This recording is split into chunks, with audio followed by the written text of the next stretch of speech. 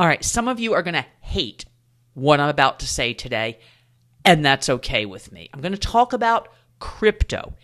And I'm going to tell you right now, if you're a crypto trader, crypto geek, hardcore crypto enthusiast, this video is not for you. But if you are crypto curious, right, and wondering if it's something you should put into your retirement accounts, then keep watching. I wrote an article for U.S. News and World Report the other day. You can now add crypto to your 401k.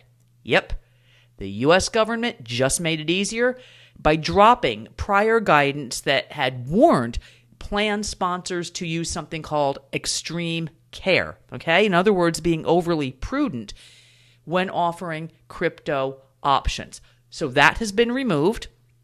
And I want to just talk to you today before you go loading up on Bitcoin in your retirement account. Let's break down some of the pros and cons, okay? Now, most financial advisors still cautious. They say that crypto is highly volatile and lacks the cash flow or fundamentals of stocks and bonds. As one advisor in the article told me, and I agree with this, there is no inherent reason to expect crypto to generate a return. I mean, think about it. If you buy a share of Apple, you can see very clearly there the revenue, the profit. You can understand what the company has in the pipeline. You can understand its operations. I mean, you can do some pretty thorough research into Apple, ExxonMobil, Palantir, any public company that you're interested in buying, and understand the pros and cons and the likelihood of generating a return. On bonds, you have a guaranteed level of return that you're expecting from those on the income side. So it's a very, very different proposition. So where does that leave crypto? Is it a hedge against the stock market?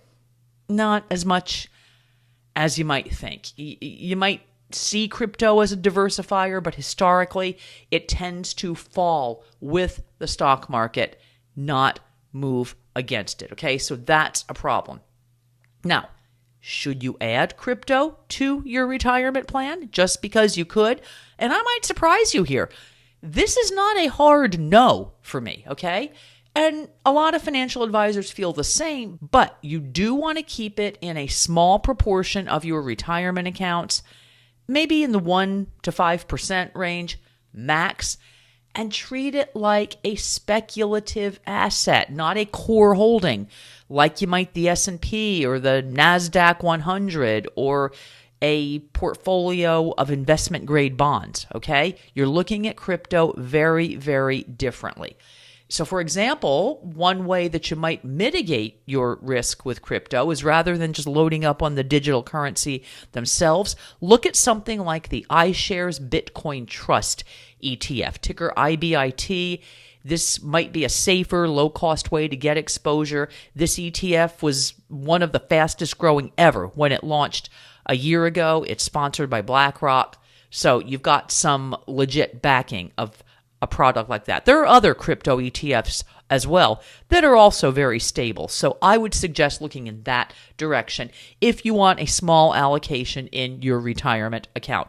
All right, so if you're intrigued by crypto, if you're that crypto curious person, do not bet the farm and definitely do not base your retirement projections on it. If you want more retirement planning advice without all the hype, hit subscribe, hit like.